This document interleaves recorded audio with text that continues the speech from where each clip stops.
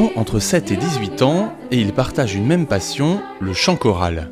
Ce sont des écoliers, des collégiens, des lycéens presque comme les autres, presque à cela près qu'ils pratiquent la musique au sein de leur établissement scolaire, en plus des cours.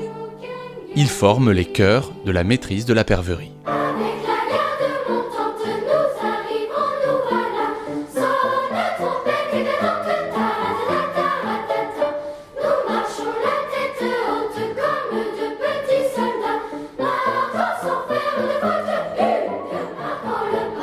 Une maîtrise, c'est un terme qu'on utilise, qui remonte au Moyen-Âge et qui déterminait à l'époque une école de chant adossée à une cathédrale. De nos jours et depuis les années 1980, avec le renouveau des maîtrises en France, une maîtrise, c'est plus une école de chœur, comme on l'appelle à la Perverie, c'est-à-dire un lieu de formation, un lieu de pratique vocale et musicale, et où les enfants reçoivent à la fois un cursus musical et aussi ont l'opportunité de faire des concerts et de se produire en public.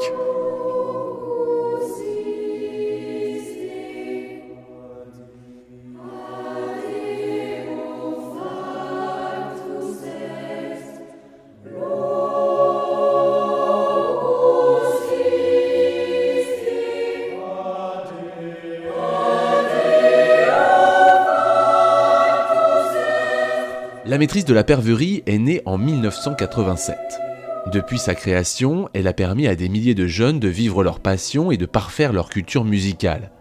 Car participer à la maîtrise, c'est avant tout s'ouvrir à une grande richesse de répertoire.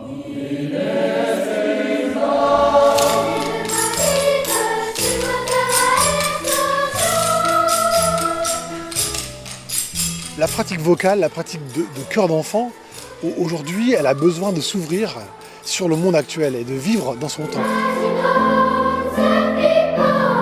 Les répertoires sont beaucoup plus ouverts maintenant, à la fois dans l'histoire de la musique et dans la géographie, avec l'ouverture aux musiques du monde, et puis avec bien sûr des passages dans le jazz, dans les musiques de variété, la chanson française, qui est un ferment incroyable et une source incroyable de répertoire pour les chanteurs.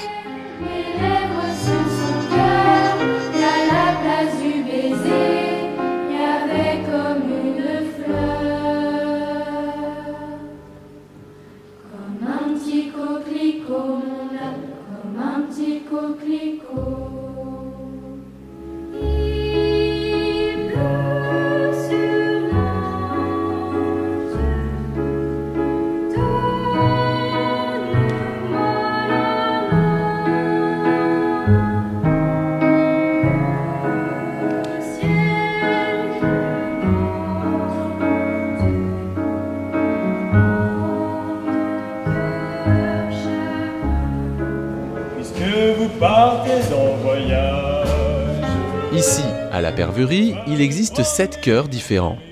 Au total, 250 chanteurs pratiquent le chant choral depuis le primaire jusqu'au lycée. Les plus jeunes débutent en classe de CE1.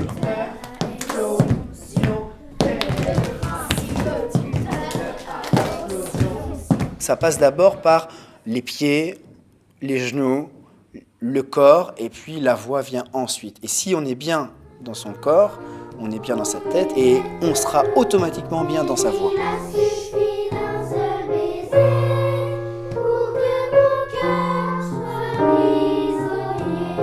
L'objectif premier, c'est de faire prendre conscience à l'enfant que chaque enfant possède la voix. C'est une chose que l'on a tous de manière naturelle, et c'est de leur faire prendre conscience que tout le monde peut chanter. Voilà.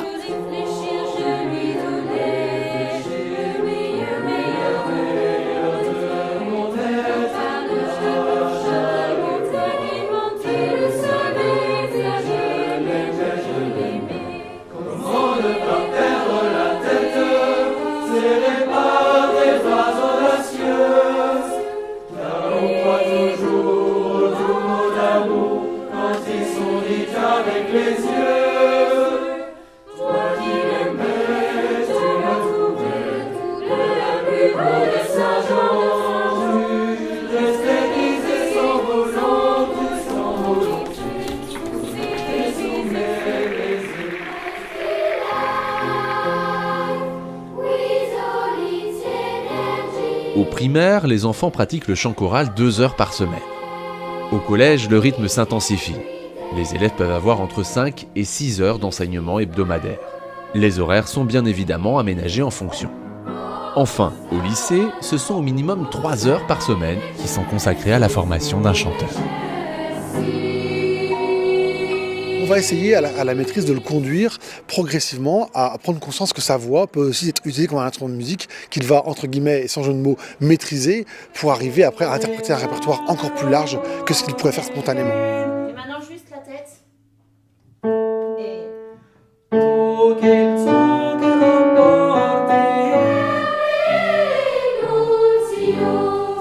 C'est très bien, mais c'est pas une pièce de bataille et de combat, d'accord? Donc plus serein et plus tranquille, d'accord? 4 et 1. Apprendre à chanter à la maîtrise de la perverie, c'est donc un apprentissage au long cours. C'est apprendre à connaître petit à petit cet instrument de musique qu'est la voix. C'est expérimenter sa voix, celle des autres, en séance individuelle et collective. Et puis c'est aussi, parfois, s'éloigner un peu de cette voix, explorer de nouvelles approches pour finalement mieux revenir à l'essentiel. Quand on veut déchiffrer une partition et qu'on n'a que finalement sa voix, des fois on se dit ah, tiens comment je vais pouvoir entendre l'harmonie. Donc du coup quand on sait déchiffrer au piano, on peut jouer les accords en dessous, on peut avoir une idée un petit peu plus large du morceau et ça peut nous guider un petit peu plus dans le conduit vocal. On va avoir aussi des cours de formation musicale spécifiques chanteurs qui vont aussi être très importantes dans la formation vocale. Et pour parfaire la formation musicale, la maîtrise sort des murs pour se produire en public. 4 à 8 concerts sont programmés chaque année en fonction des niveaux.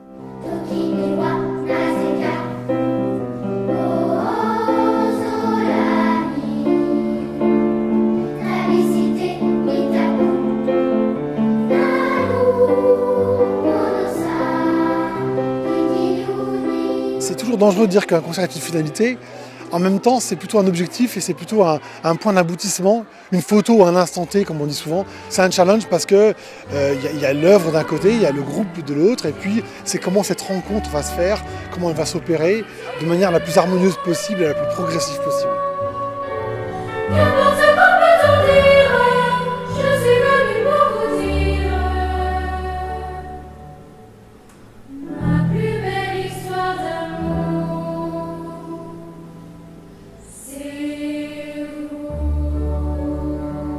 Et souvent, l'alchimie opère. Depuis sa création, la maîtrise a enregistré une dizaine d'albums. Des collaborations musicales ont vu le jour, avec l'opéra, avec des ensembles instrumentaux, des orchestres, des chœurs, avec d'autres maîtrises, et également avec des compositeurs contemporains.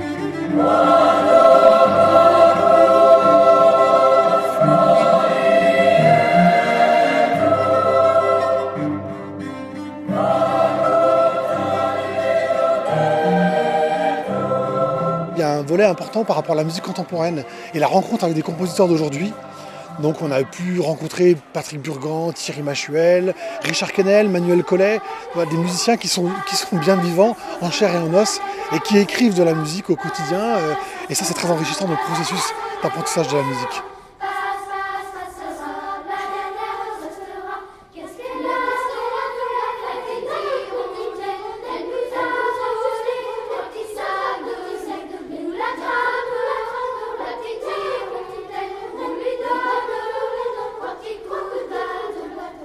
Ce lien entre chaque membre de cette entité-là permet de vivre ensemble un projet commun et c'est ça la force de la musique en fait.